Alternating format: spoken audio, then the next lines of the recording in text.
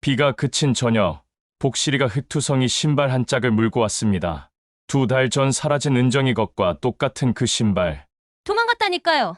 젊은 애가 시골에서 뭘 하겠어. 저옥 아줌매, 마을 일은 마을에서 해결하는 게 좋아. 괜한 오해 생기지 않게. 하지만 냄새는 거짓말을 하지 않았어요. 그리고 그 택배기사가 조심스럽게 다가와 말했을 때, 할머니, 사실 저는 은정이 오빠입니다. 제발 도와주세요. 그리고 옥수수밭 지하에서 들려온 그 희미한 목소리. 물 좀 주세요. 누구 없나요? 신발 한 짝이 밝혀낸 충격적 진실. 과연 우리 마을에서 무슨 일이 벌어지고 있었을까요? 비가 사흘 동안 퍼부었습니다. 장마철이라지만 이렇게 지독하게 내린 비는 오래간만이었어요. 마당에 배수로가 넘쳐서 흙탕물이 대문 앞까지 흘러들었죠. 저는 걸레질하느라 허리가 끊어지는 줄 알았어요. 비가 그치고 나서야 복실이가 마당으로 돌아왔습니다. 그런데 평소와는 다른 모습이었어요. 온몸이 진흙투성이인 건 그렇다 치더라도 입에 뭔가를 물고 있었거든요. 낑낑, 낑. 복실아, 그게 뭐니? 어디서 그런 걸 물고 왔어?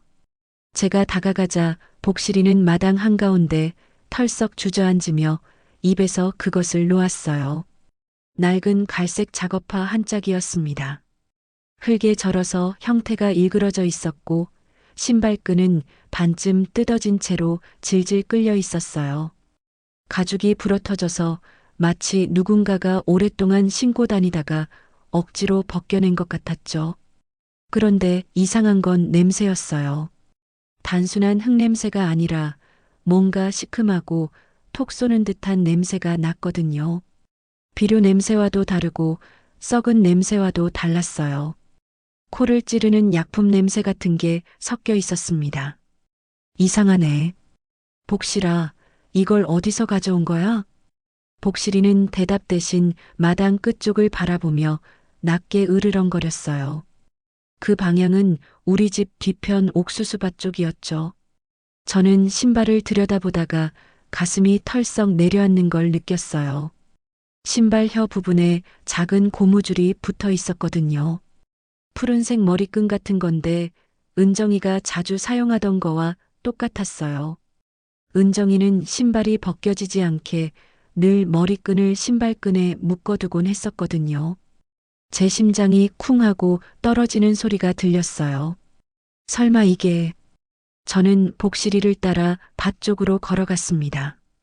비가 그쳐서 땅은 질척거렸지만 복실이는 확실한 방향을 알고 있는 듯 했어요.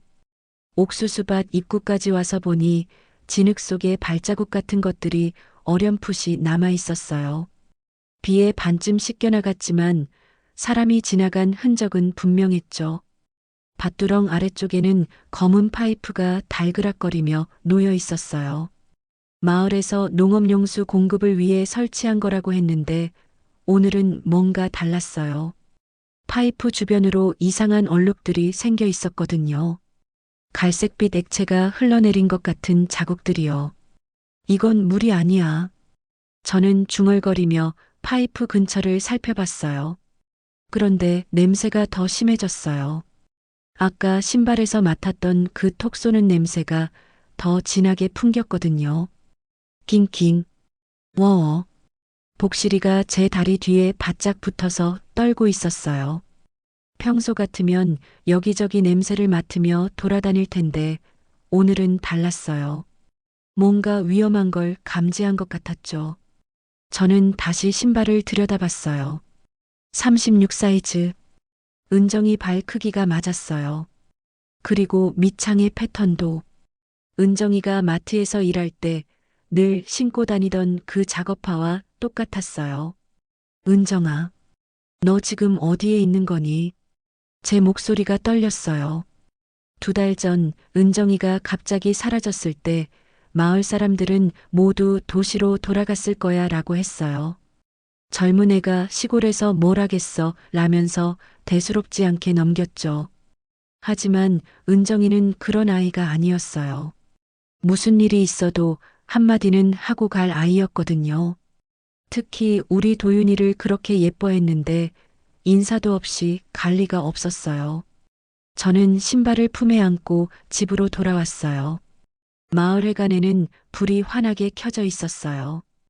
이장 선거를 앞두고 회의가 있다고 했었죠. 하지만 사람들이 저를 보는 눈빛이 이상했어요. 평소 같으면 정옥 아짐에 어디 갔다 와요? 하고 인사라도 할 텐데 오늘은 모두 고개를 돌렸어요. 회관 앞을 지나갈 때 누군가가 중얼거리는 소리가 들렸어요. 또 뭘 들고 다니시는 거야? 도망갔다니까. 괜히 시끄럽게. 저는 걸음을 멈췄어요. 가슴이 답답해졌어요. 사람이 사라졌는데 어떻게 이렇게 무덤덤할 수 있을까요? 설령 정말 도시로 갔다고 해도 걱정은 해야 하는 거 아닌가요? 집에 돌아와서 신발을 마루에 올려놨어요. 도윤이가 숙제하다가 고개를 들었어요. 할머니, 그게 뭐예요? 복실이가 가져온 거야. 은정 누나 신발 같은데. 도윤이의 눈이 휘둥그레졌어요. 그럼 은정 누나는 어디에 있는 거예요? 저는 대답할 수가 없었어요. 창밖으로 보이는 옥수수 밭이 어둠 속에서 검게 보였어요. 비 냄새와 옥수수 잎사귀 냄새가 뒤섞여 코를 찔렀죠. 그런데 그 사이사이로 또 다른 냄새가 스며들어 왔어요.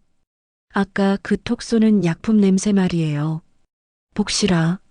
저는 마당에서 헥헥거리고 있는 복실이를 불렀어요. 복실이가 고개를 들어 저를 바라봤어요. 그 눈빛에는 뭔가 말하고 싶어 하는 게 있었어요. 마치 할머니, 나는 알고 있어요 라고 하는 것 같았죠. 그날 밤 저는 잠을 이룰 수가 없었어요. 창문 너머로 파이프에서 나는 소리가 계속 들렸거든요. 물 흐르는 소리가 아니라 뭔가 걸쭉한 것이 흘러내리는 듯한 소리였어요. 새벽녘 복실이가 또 짖었어요. 낮게 길게. 마치 누군가에게 신호를 보내는 것 같았죠. 저는 이불을 덮고 중얼거렸어요.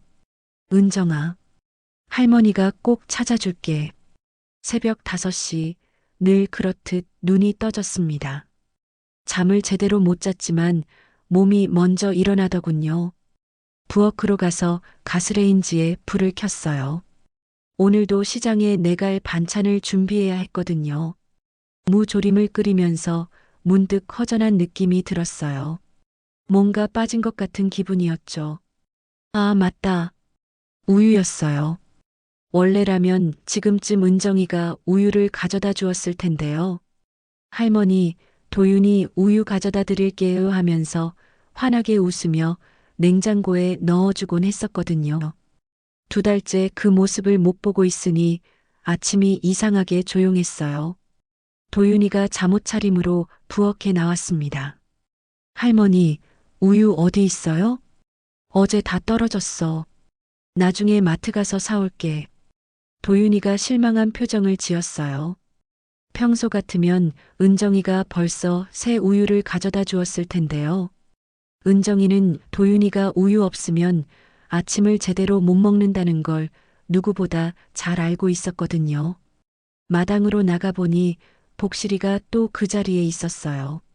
옥수수밭 쪽을 바라보며 서 있더군요.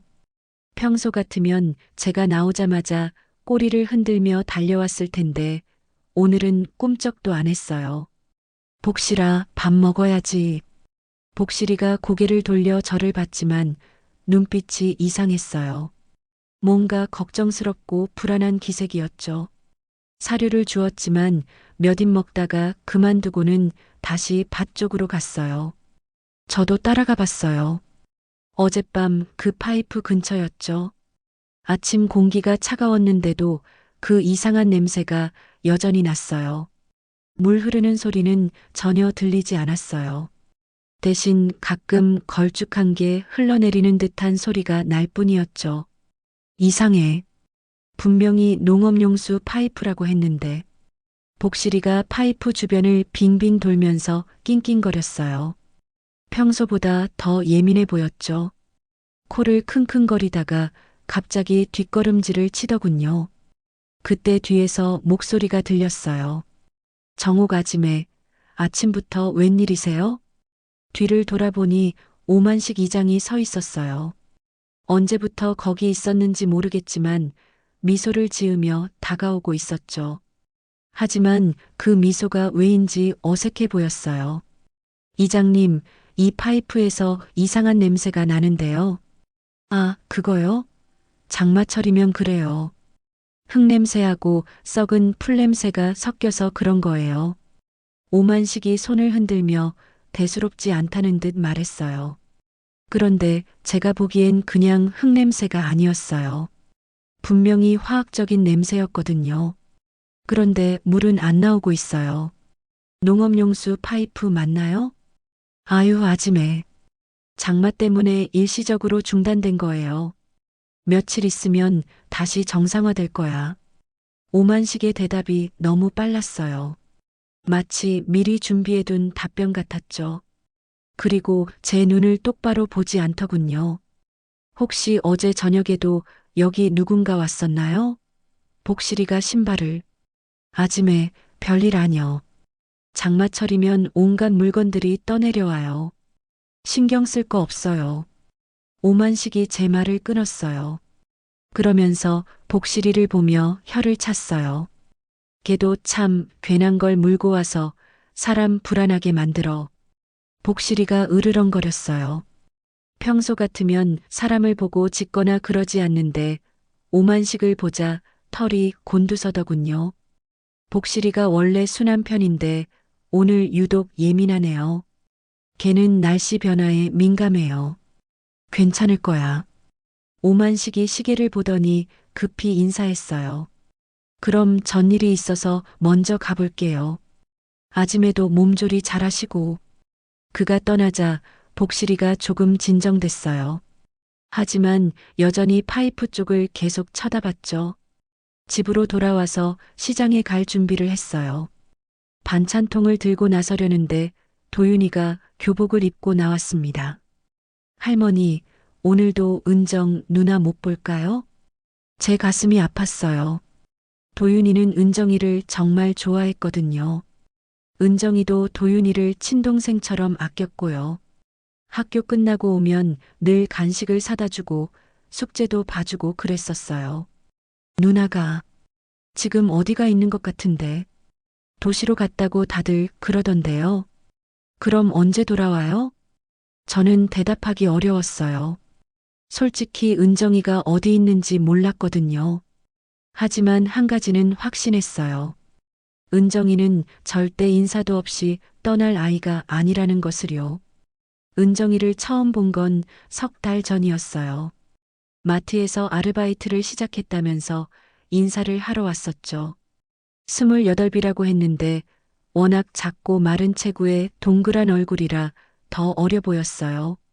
할머니, 안녕하세요. 저 이제 여기 마트에서 일하게 됐어요. 첫 인사부터 밝고 예의 바른 아이였어요. 그 후로 맨날 우리 집에 들르곤 했죠. 도윤이 간식 사다 주고 제가 아프면 약도 사다 주고 정말 친손녀 같았어요.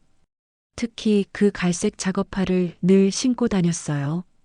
발이 작아서 맞는 신발 찾기가 힘들어요. 라면서 웃곤 했죠. 그런데 어제 복실이가 물고 온 신발이 바로 그거였어요. 도윤아, 누나는 꼭 돌아올 거야. 그러니까 걱정하지 마. 정말이요? 응, 할머니가 약속할게. 하지만 속으로는 불안했어요. 은정이에게 무슨 일이 생긴 건 아닐까 싶었거든요. 시장에 다녀와서 점심을 준비하는데 복실이가 또 밖에서 짖었어요. 나가보니 파이프 쪽에서 트럭 소리가 났어요. 누군가 뭔가를 붓고 있는 것 같았죠. 뭘 하는 거지? 하지만 옥수수가 너무 높게 자라서 잘 보이지 않았어요. 다만 트럭이 떠난 후에 그 이상한 냄새가 더 심해졌다는 것만 확실했어요. 저녁 때 도윤이가 숙제하면서 물었어요. 할머니, 복실이는 왜 자꾸 밭 쪽만 보고 있어요? 글쎄, 뭔가 이상한 걸 느끼는 것 같아. 혹시 은정 누나와 관련 있는 건 아닐까요? 도윤이의 말에 저는 깜짝 놀랐어요. 아이가 생각보다 눈치가 빠르더군요. 왜 그렇게 생각해? 복실이가 은정 누나 없어진 다음부터 계속 그러거든요. 그전엔 안 그랬는데 맞는 말이었어요. 은정이가 사라지기 전까지만 해도 복실이는 평범한 강아지였어요. 그런데 요즘 들어 이상하게 예민해졌죠. 도윤아, 너도 이상한 냄새 맡았니? 밭 쪽에서. 네. 뭔가 코가 아픈 냄새예요. 아이도 느꼈구나 싶었어요. 그럼 저만 예민한 게 아니었던 거죠. 그날 밤 잠자리에 들면서 생각했어요. 은정이는 분명히 무슨 일이 있었을 거예요. 그리고 그 일은 우리 마을, 특히 저 옥수수밭과 관련이 있을 거라고요. 창밖으로 복실이가 또 낮게 울고 있는 소리가 들렸어요. 마치 누군가를 부르는 것 같았죠. 다음 날 오후 시장에 반찬을 내러 갔어요. 평소보다 사람이 적어서 한산했죠. 그런데 반찬 가게 앞에서 택배 상자를 정리하고 있는 사람이 보였어요. 강도현이라는 택배 기사였어요. 도현은 33 정도 되어 보이는 남자였어요. 키가 크고 말수가 적은 편이었죠. 이 일대를 담당한 지 2달 정도 됐다고 들었어요. 늘 예의 바르게 인사는 하지만 깊은 대화를 나눠본 적은 없었거든요. 그런데 오늘은 달랐어요. 제가 반찬통을 정리하고 있는데 조심스럽게 다가왔어요. 안녕하세요, 할머니. 아, 도현 씨. 수고 많으세요. 혹시 잠깐 여쭤볼 게 있는데요. 도현이 주변을 둘러보더니 목소리를 낮췄어요. 뭔가 중요한 이야기인 것 같았죠.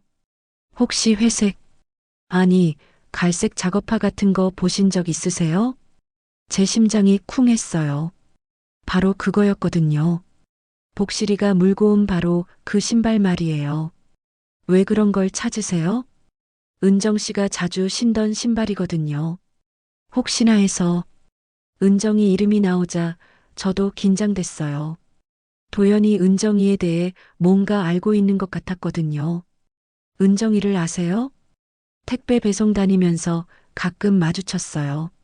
참 밝고 좋은 분이셨는데 갑자기 연락이 안 돼서요.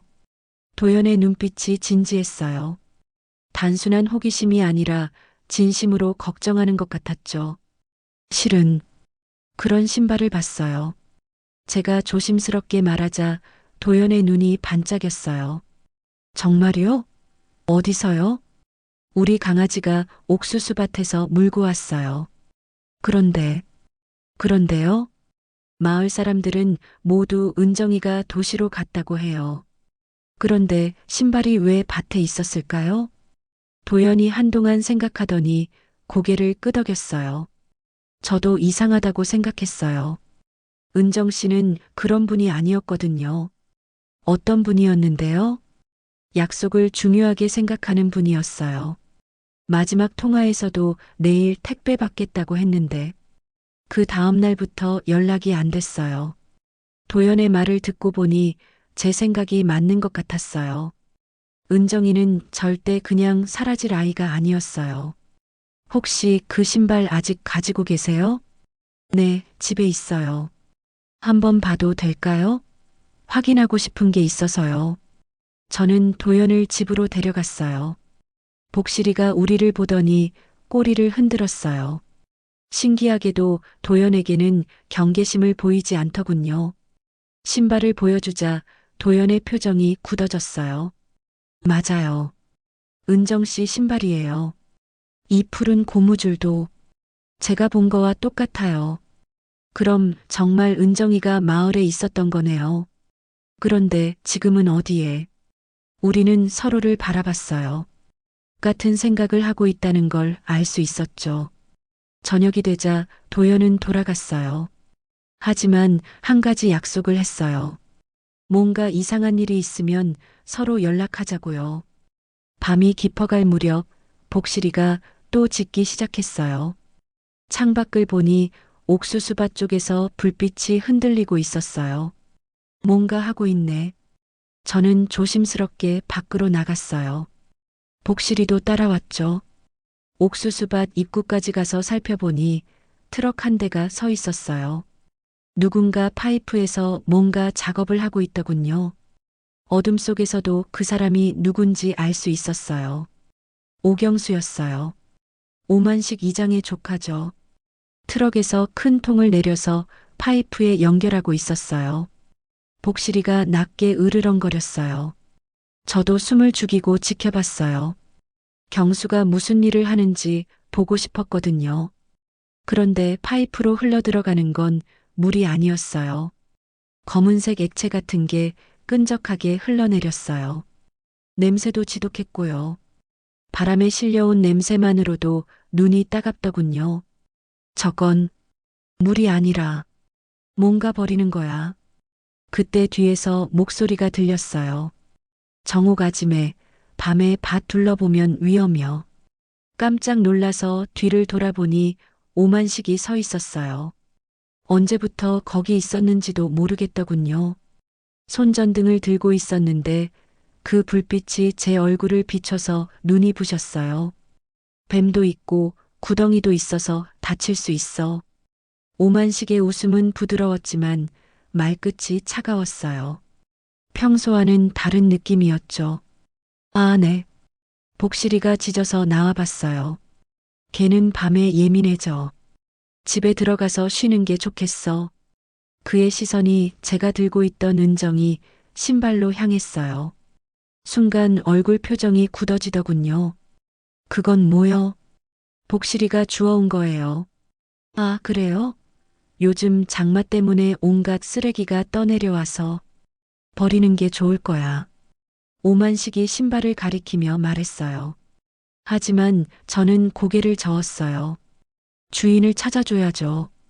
주인이 누군지도 모르는데 그냥 버려요. 쓸데없는 일에 신경 쓰지 말고.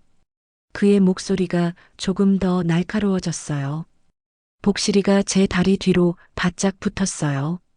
그런데 이장님, 저기 경수가 뭐라는 거예요? 제가 트럭 쪽을 가리키자 오만식이 돌아봤어요.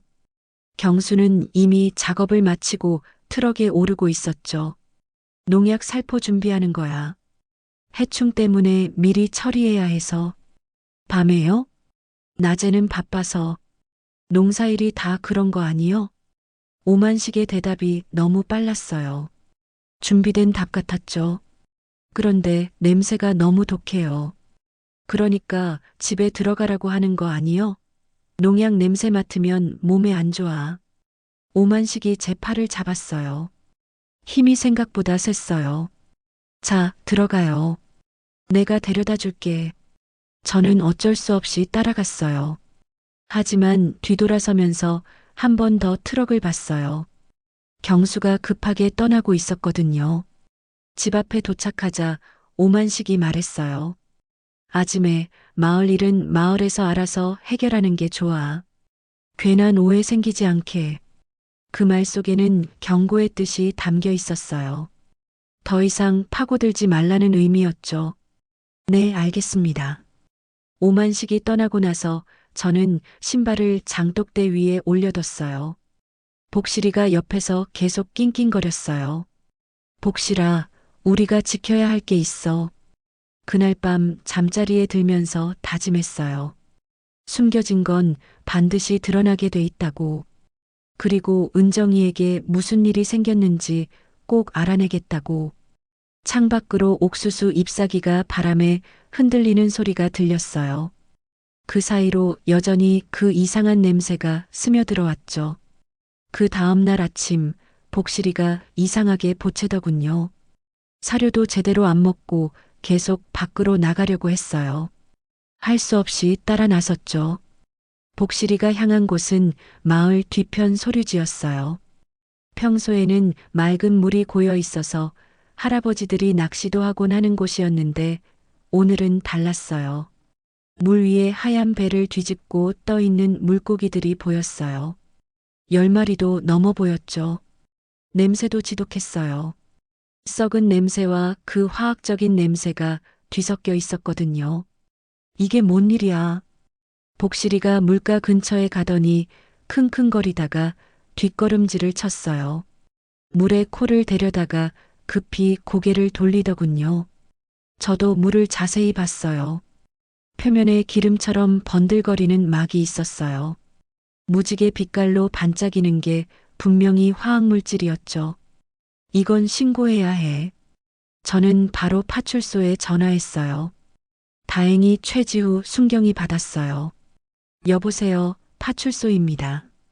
순경님, 저 송악리 한정욱인데요. 소류지에 물고기들이 떼죽음을 당했어요.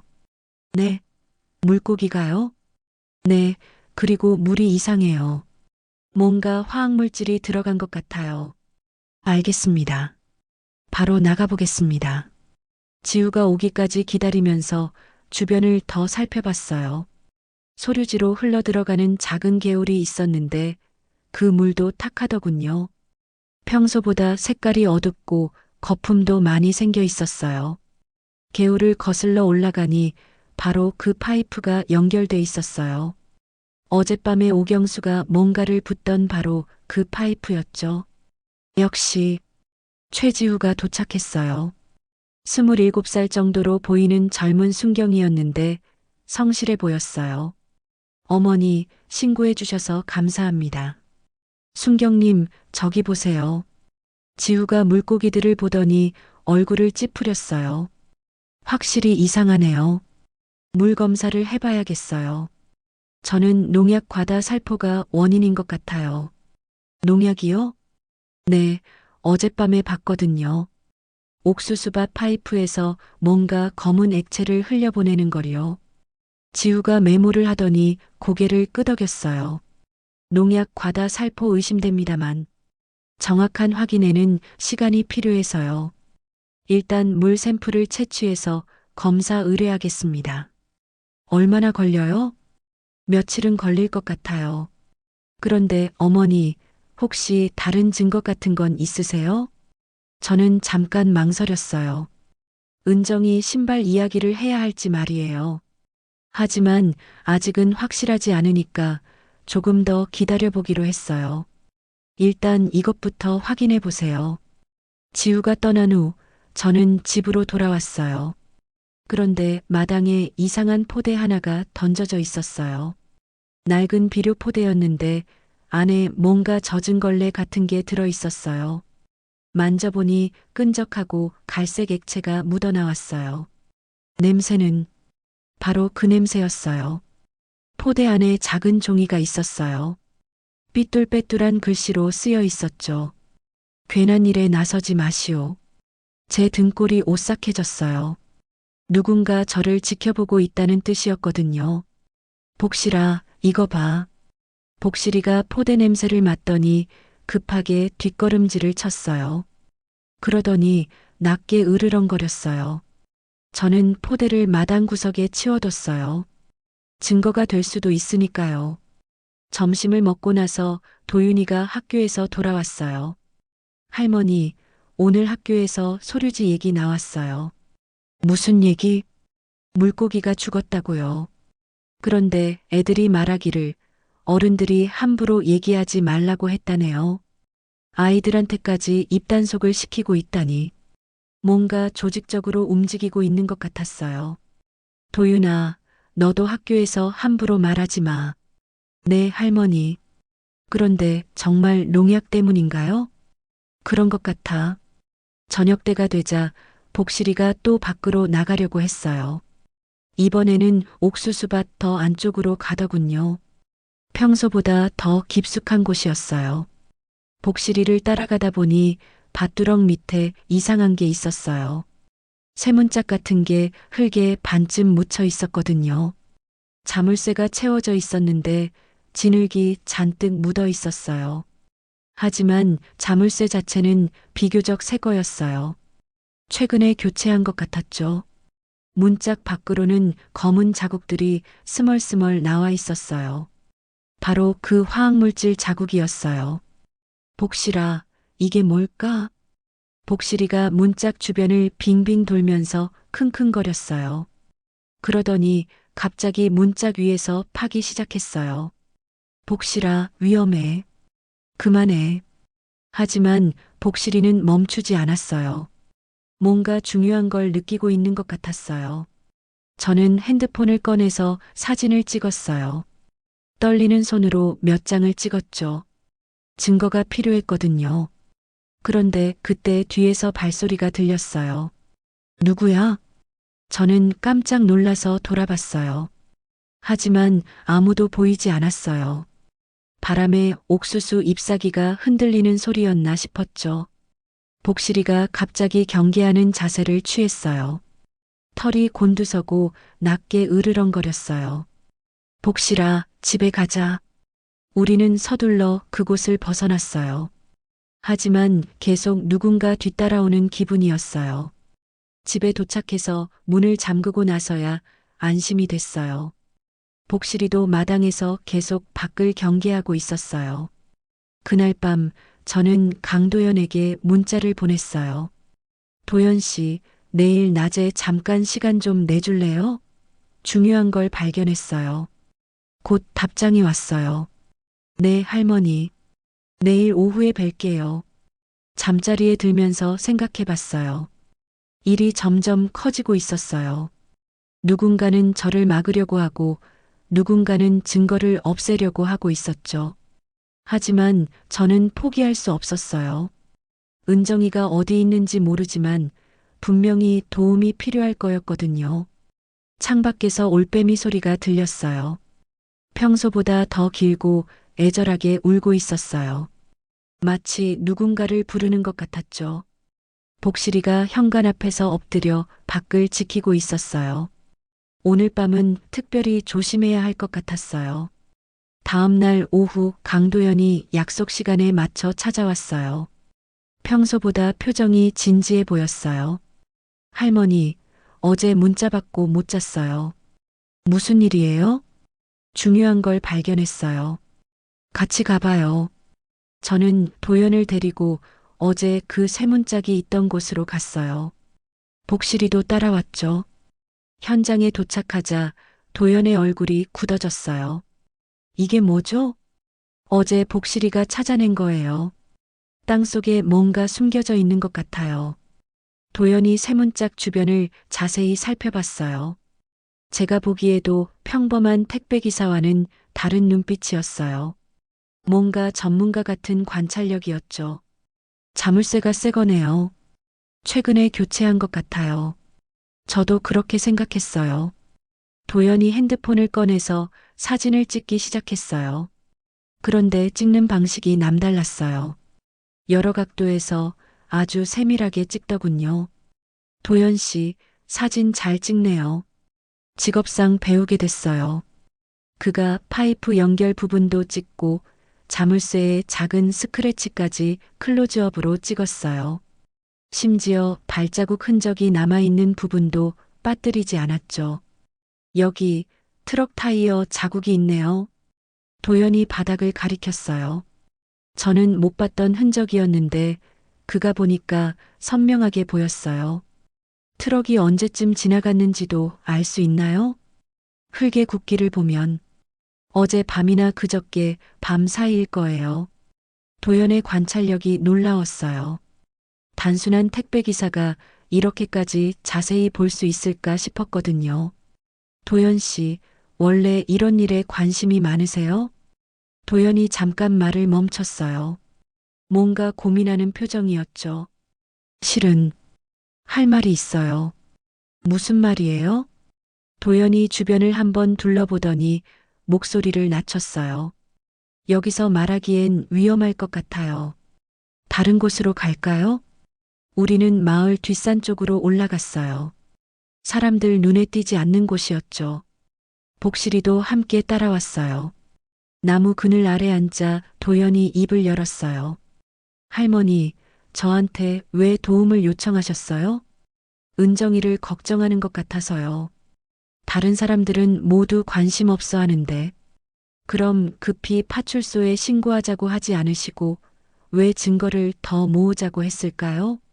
도연의 질문에 저는 잠깐 당황했어요. 분명히 어제 그렇게 말했었거든요. 성급히 신고하면 증거가 치워질 수도 있다고 하셨잖아요. 맞아요. 그 말이 맞아요. 도연이 깊게 숨을 쉬었어요. 할머니, 저는 그냥 택배기사가 아니에요. 제 심장이 빨라졌어요. 그럼 뭐예요? 사실 전 은정 씨 오빠예요. 뭐라고요?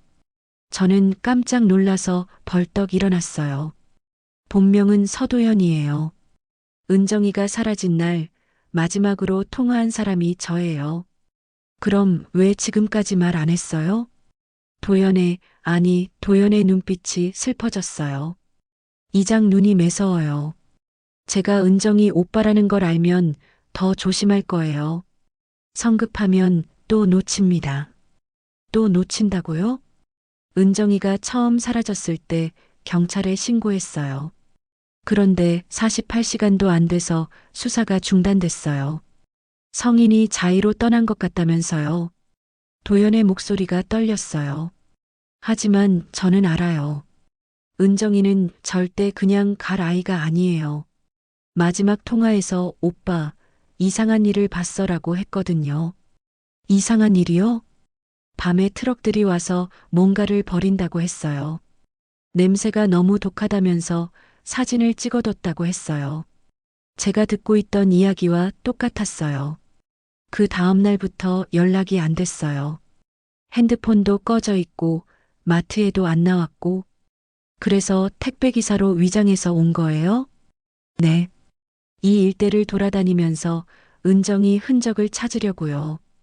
그런데 도연이 주먹을 꽉 쥐었어요. 마을 사람들이 모두 입을 닫고 있어요. 도시로 갔다는 말만 반복하고 저는 도연의 손을 잡았어요. 그동안 얼마나 힘들었어요. 할머니만 유일하게 은정이를 걱정해 주셨어요. 그래서 믿어도 될 것 같았어요. 도연의 눈동자에는 악착같이 참고 버틴 시간이 서려 있었어요. 2달 동안 혼자서 여동생을 찾아 헤맨 것이죠. 은정이 마지막 말이 뭐였어요? 오빠, 내일 중요한 증거를 가지고 파출소에 갈 거야. 이 일 절대 그냥 넘어갈 수 없어라고 했어요. 증거요? 네. 불법 폐수 투기 현장을 찍은 사진이라고 했어요. 그런데 그 다음 날, 도연이 말을 잇지 못했어요. 그 다음 날 사라진 거군요. 네. 마지막 위치 추적도 이 옥수수밭 근처에서 끊어졌어요. 복실이가 갑자기 일어나서 밭 쪽을 바라봤어요. 누군가 오고 있는 것 같았어요. 할머니, 일단 헤어져요. 저희가 같이 다니는 걸 들키면 안 돼요. 그럼 연락은 어떻게 해요? 문자로 해요. 그리고 절대 제 정체는 비밀로 해주세요. 도연이 급히 일어났어요. 할머니, 은정이 사진 한 장 보여드릴게요. 그가 핸드폰에서 사진 하나를 꺼냈어요. 환하게 웃고 있는 은정이었어요. 바로 그 갈색 작업화를 신고 있었죠. 꼭 찾아주세요. 제발. 도연의 목소리가 간절했어요. 걱정하지 마요. 우리가 꼭 찾을 거예요. 도연이 먼저 산을 내려갔어요. 저도 잠깐 후에 복실이와 함께 내려왔어요. 집으로 돌아오는 길에 생각해 봤어요. 이제 혼자가 아니었어요. 은정이를 정말로 사랑하는 오빠가 함께하고 있었죠. 하지만 동시에 책임감도 무거웠어요. 도연의 간절한 눈빛을 봤으니까요. 그날 밤 잠자리에 들면서 다짐했어요. 반드시 은정이를 찾아내겠다고. 그리고 이 마을에서 벌어지고 있는 일의 진실을 밝혀내겠다고요. 도연과 헤어진 후 이틀 동안 우리는 비밀리에 증거를 모았어요. 도연은 택배 배달을 핑계로 마을 곳곳을 돌아다니며 사진을 찍었고 저는 복실이와 함께 밤마다 옥수수밭을 감시했어요. 셋째 날 오후 도연이 중요한 걸 발견했다고 연락이 왔어요. 할머니, 마을회관 뒤쪽 CCTV 확인해 봤어요. CCTV가 있었나요? 네, 주차장 쪽에 하나 있어요. 관리사무소에서 복사본을 받아냈어요. 도연이 가져온 USB를 컴퓨터에 연결했어요. 화면에 나타난 건 2달 전 은정이가 사라진 날 밤이었어요. 저기 보세요. 화면에 은정이가 보였어요. 밤 11시경이었는데 손에 뭔가를 들고 있었어요. 핸드폰이네요. 뭔가 촬영하고 있는 것 같아요. 그런데 여기서 영상이 끊어져요.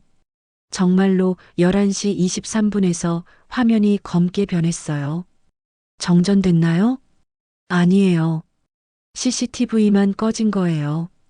다른 날 기록을 보면 새벽까지 정상 작동해요. 인위적으로 끈 거였죠. 그럼 그 시간에 뭔가 일어났다는 얘기네요. 우리는 또 다른 자료도 맞춰봤어요. 도연이 관리사무소에서 받아낸 밭 인근 가로등 점등 기록, 그리고 오경수 트럭의 주유소 경유 영수증까지요. 할머니, 패턴이 있어요. 도연이 종이에 시간표를 그려가며 설명했어요. 매주 화요일과 금요일 밤 11시경에 트럭이 와요. 그리고 그날마다 가로등이 일시적으로 꺼져요. 조직적으로 하고 있다는 뜻이죠. 네. 그리고 은정이가 사라진 날도 화요일이었어요. 우리는 이 자료를 최지우 순경에게 비공식으로 전달하기로 했어요. 도연이 직접 파출소에 가는 건 위험하니까 제가 가기로 했죠. 파출소에서 지우는 놀란 표정을 지었어요. 할머니, 이 자료들 어떻게 구하셨어요? 여기저기서 모은 거예요. 이 정도면 충분히 수사할 만한 가치가 있어요. 지우가 자료를 살펴보더니 얼굴이 어두워졌어요. 그런데 문제가 있어요. 무슨 문제인데요? 윗선에서 이 건에 대해 더 이상 파고들지 말라고 했어요. 제 가슴이 답답해졌어요. 왜요? 마을 개발 계획과 관련이 있다나요? 투자자들이 예민해 한다면서 소문이 나면 안 된다고. 지우의 목소리가 작아졌어요. 윗선에서 싫어합니다. 그래도 끝까지 가볼게요. 정말요? 네. 개인적으로라도 확인해 보겠어요. 이 정도 증거가 있으면 뭔가는 있을 거예요. 그날 밤 저는 도연에게 상황을 알려줬어요. 그리고 우리는 직접 확인해 보기로 했어요. 밤 10시 우리는 옥수수밭 근처에 숨어서 기다렸어요. 복실이도 함께였죠. 평소보다 더 조용한 밤이었어요. 11시가 조금 넘었을 때 정말로 트럭이 나타났어요. 오경수의 트럭이었죠. 하지만 오늘은 혼자가 아니었어요. 뒤에 또 다른 차가 따라왔어요. 할머니, 저분 누구예요? 어둠 속에서 내린 사람은 오만식이었어요. 그런데 평소와는 완전히 다른 모습이었어요. 작업복을 입고 장갑을 끼고 있었죠. 저 사람들이 뭘 하는지 봅시다. 우리는 숨을 죽이고 지켜봤어요. 이번에는 평소보다 더 많은 통들을 내렸어요. 그리고 파이프뿐만 아니라 지하 쇠문짝도 열었어요. 저기 봐요. 문짝이 열리면서 아래에서 악취가 올라왔어요. 냄새만으로도 눈이 따가웠어요. 오만식과 오경수가 통들을 지하로 내려보냈어요. 그리고 뭔가를 이야기하고 있었는데 바람 때문에 잘 들리지 않았어요. 가까이 가봅시다. 도연이 조심스럽게 움직였어요. 저도 복실이와 함께 따라갔죠. 조금 더 가까이 가자 대화가 들렸어요. 이제 그만해야 하는 거 아니야? 너무 위험해. 오경수의 목소리였어요. 아직 끝난 게 아니야. 개발 승인 날 때까지는 계속해야 해. 오만식의 대답이었죠. 그런데 그 할머니가 자꾸 돌아다녀. 뭔가 눈치챈 것 같아. 걱정하지 마. 곧 조용해질 거야. 오만식의 말에 소름이 돋았어요. 그때 복실이가 갑자기 짖었어요. 멍멍. 우리는 깜짝 놀랐어요. 오만식과 오경수도 우리 쪽을 돌아봤어요. 누구야? 오만식이 손전등을 켜서 우리 쪽을 비췄어요. 도망가요. 도연이 제 손을 잡고 뛰기 시작했어요. 복실이도 따라왔죠. 뒤에서 발소리가 따라오고 있었어요. 거기서 오만식의 목소리가 점점 가까워졌어요. 우리는 마을회관 뒤쪽으로 숨었어요. 심장이 터질 것 같았어요. 할머니, 괜찮으세요? 네. 그런데 이제 어떡하죠? 저희가 본 걸 알고 있어요. 위험해졌어요. 도연의 얼굴이 창백했어요. 하지만 증거는 확보했어요. 휴대폰으로 동영상을 찍었거든요. 정말? 네. 이제 지우 순경에게 가져가면 돼요. 그런데 그때 마을회관에서 불빛이 보였어요. 안에서 사람들이 모여서 뭔가 이야기하고 있었어요. 뭐 하는 거지? 우리는 조심스럽게 창문으로 다가갔어요. 안에는 오만식을 비롯해 마을 이장 후보들이 모여 있었어요.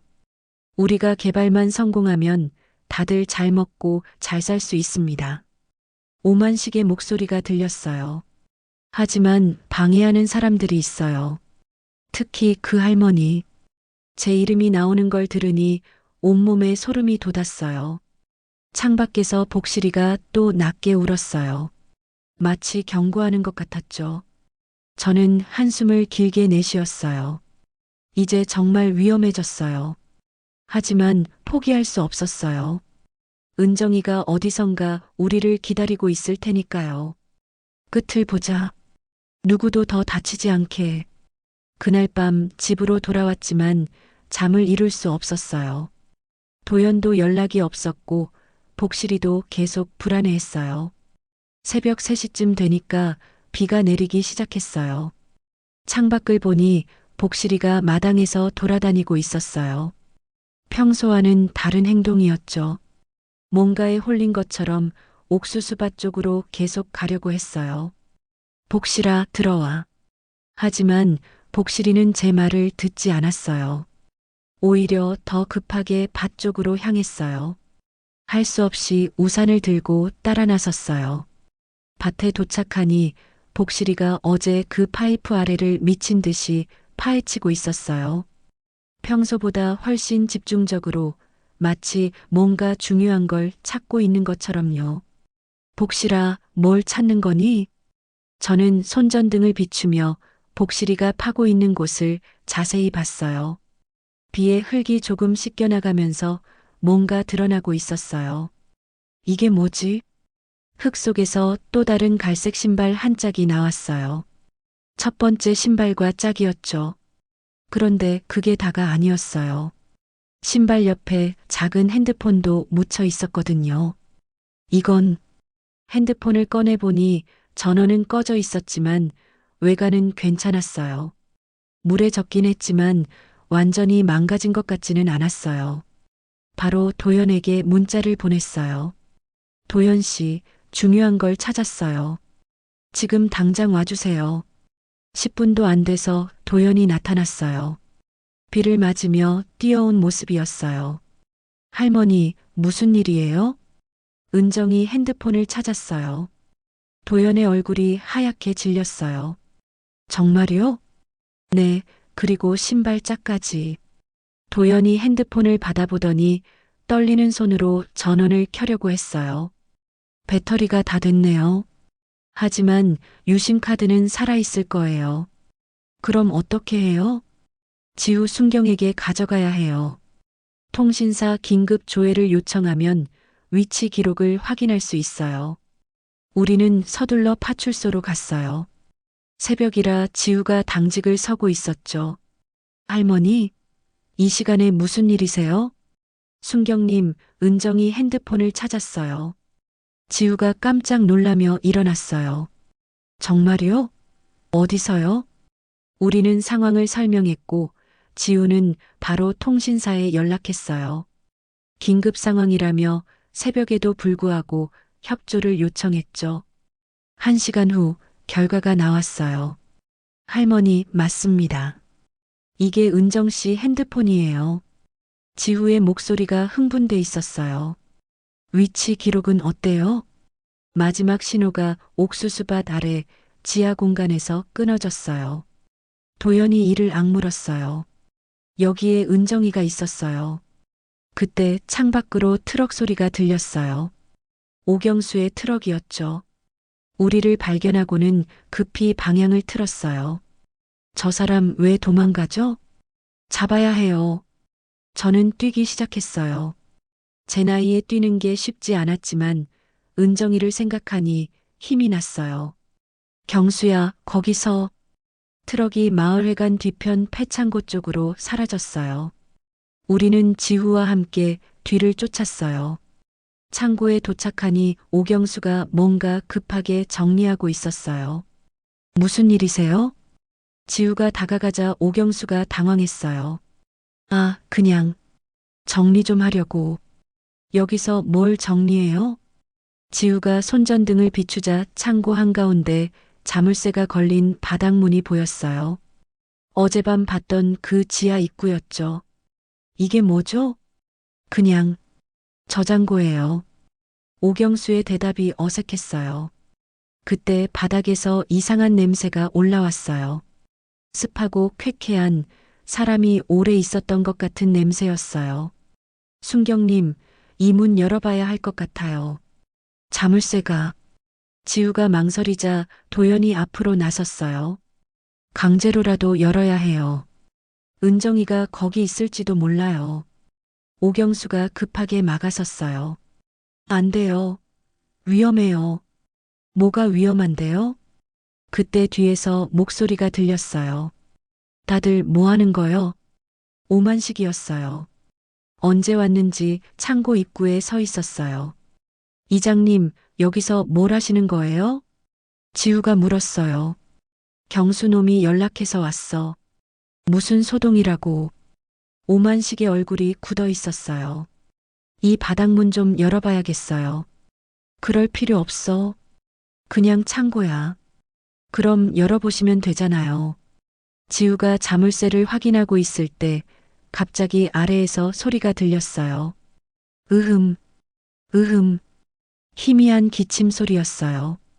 우리는 모두 얼어붙었어요. 혹시 사람 있어요? 도연이 바닥에 대고 소리쳤어요. 잠깐 침묵이 흘렀어요. 그리고 아주 약한 목소리가 올라왔어요. 물, 좀. 우리는 동시에 울음을 터뜨렸어요. 은정이었어요. 은정아, 은정아. 도연이 바닥문을 때리며 소리쳤어요. 오빠야? 아래에서 더 선명한 목소리가 올라왔어요. 지우가 오만식과 오경수를 향해 돌아섰어요. 지금 당장 이 문 열어요. 순경님, 이건. 오만식이 변명하려 했지만 지우가 수갑을 꺼냈어요. 불법 감금, 특수협박, 폐기물 불법 처리 현행범으로 체포합니다. 오만식이 퍼렇게 질렸어요. 내가 한 게 아니야. 다들 잘 살자고. 잘 사는 거? 사람을 가두고? 제 목소리가 제 나이보다 더 단단하게 울렸어요. 지우가 자물쇠를 끊고 바닥문을 열었어요. 아래로 좁은 계단이 있었고 밑에서 은정이가 올려다보고 있었어요. 은정아. 도연이 계단을 뛰어내려갔어요. 은정이는 약해 보였지만 살아 있었어요. 오빠. 늦었지만 와줘서 고마워. 미안해, 은정아. 너무 늦었어. 복실이도 계단 아래로 내려가서 은정이 얼굴을 핥아줬어요. 복실이도 왔네. 고마워, 복실아. 은정이가 복실이를 안아줬어요. 저는 위에서 그 모습을 보며 눈물을 흘렸어요. 드디어 은정이를 찾았어요. 우리가 해낸 거였어요. 은정이는 바로 병원으로 실려갔어요. 탈수 증세가 심했고 몸도 많이 약해진 상태였지만 다행히 생명에는 지장이 없었어요. 의사 선생님 말로는 며칠만 늦었어도 위험했을 거라고 하더군요. 저와 도현 그리고 지우는 그 다음 날부터 본격적인 조사에 들어갔어요. 은정이 진술에 따르면 2달 전 불법 폐수 투기 현장을 휴대폰으로 촬영했다가 오만식에게 들켰다고 했어요. 증거를 파출소에 가져가겠다고 하니까 갑자기 뒤에서 누가 덮치더라고요. 은정이가 침대에 누워서 떨리는 목소리로 말했어요. 그래서 지하에 가뒀던 거구나. 처음엔 며칠만 있으면 풀어준다고 했어요. 하지만 시간이 갈수록 없던 일로 만들려고 하는 것 같았어요. 다행히 복실이가 찾아낸 신발 한 짝은 은정이가 탈출을 시도하다가 바닥문과 벽 사이에 끼워 넣은 거였어요. 숨통을 트려던 흔적이었죠.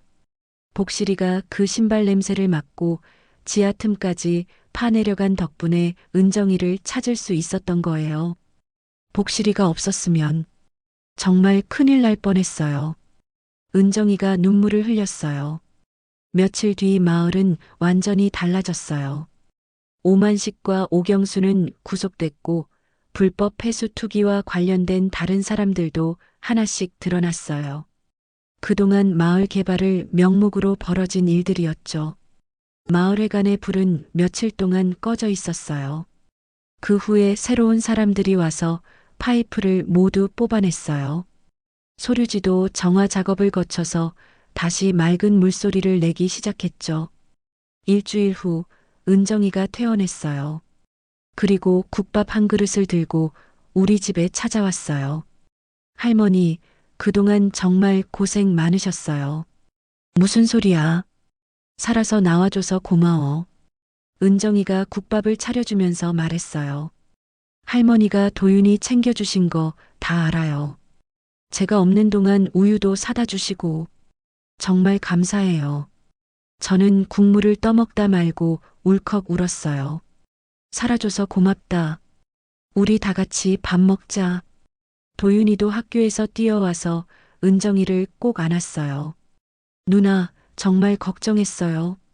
미안해, 도윤아. 누나가 갑자기 사라져서 이제 다시 우유 사다 줄 거죠?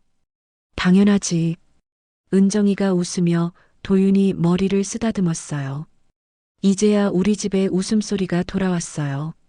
그런데 가장 큰 영웅은 복실이었어요. 마을 사람들이 복실이를 생명구조 유공 경공으로 표창하기로 했거든요. 표창식 날 사람들이 우리 마당에 모였어요.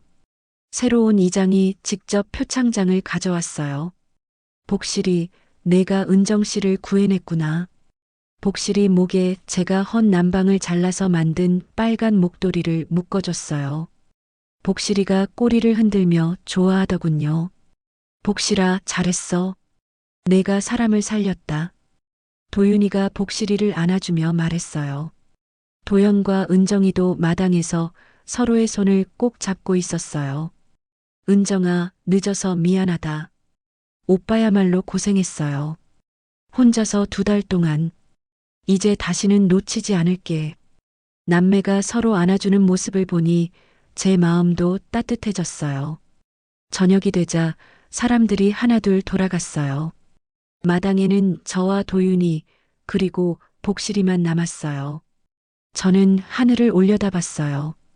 그동안 잔뜩 끼어있던 장마 구름이 걷혀서 파란 하늘이 보였어요. 해가 지면서 하늘이 주황빛으로 물들고 있었죠.